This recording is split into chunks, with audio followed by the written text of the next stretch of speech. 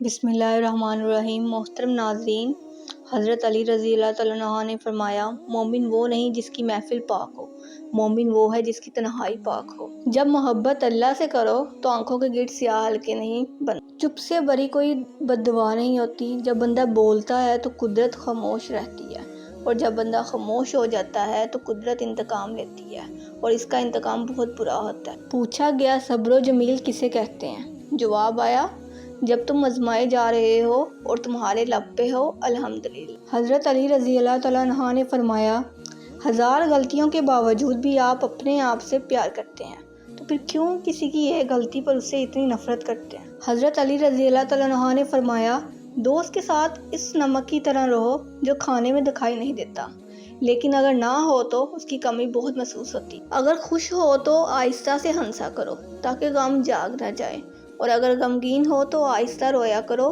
تاکہ آنے والی خوشی کہیں نا امیدی میں نہ بدل جائے۔ وقت، اعتبار اور عزت ایسے پرندے ہیں جو اڑ جائیں تو واپس نہیں آتے۔ حضرت علی رضی اللہ تعالیٰ عنہ نے فرمایا، صرف دو لوگ مقدر والے ہوتے ہیں، ایک وہ جنہیں وفادار دوست ملتا ہے، اور دوسرا وہ جس کے ساتھ ماں کی دعائیں ہوتی ہیں۔ نرم دل لوگ جلدی رو پڑتے ہیں، جلدی روٹھ جاتے ہیں، جلدی مان بھی جاتے ہیں۔ سنا ہے ایسے لوگ اللہ کو بہت پسند ہیں۔ جب رب راضی ہونے لگتا ہے تو بندے کو اپنے عیبوں کا پتہ چلنا شروع ہو جاتا ہے، اور یہی اس کی رحمت کی پہلی نشانی ہوتی ہے۔ مزید اسی طرح کی معلوماتی ویڈیو حاصل کرنے کے لیے میرے چینل کو سبسکرائب کریں، اور اگر ویڈیو اچھی لگی تو پلیز لائک کر دیجیے گا۔ جزاک اللہ۔